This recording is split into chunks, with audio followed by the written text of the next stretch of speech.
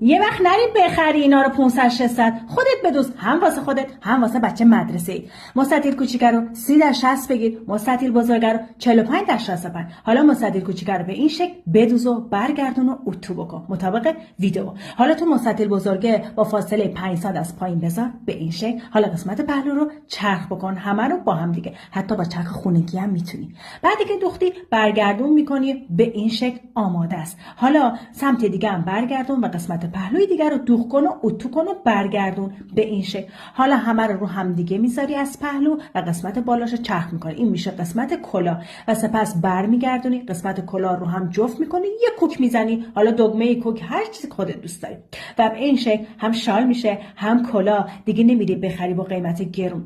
به خدا اینا کاری نداره دوختش، حتی میتونی برای کل اعضای خانواده بدوزی. کافیه به جنس پارچه‌ای که تو کپشن گفتم دقت کنی.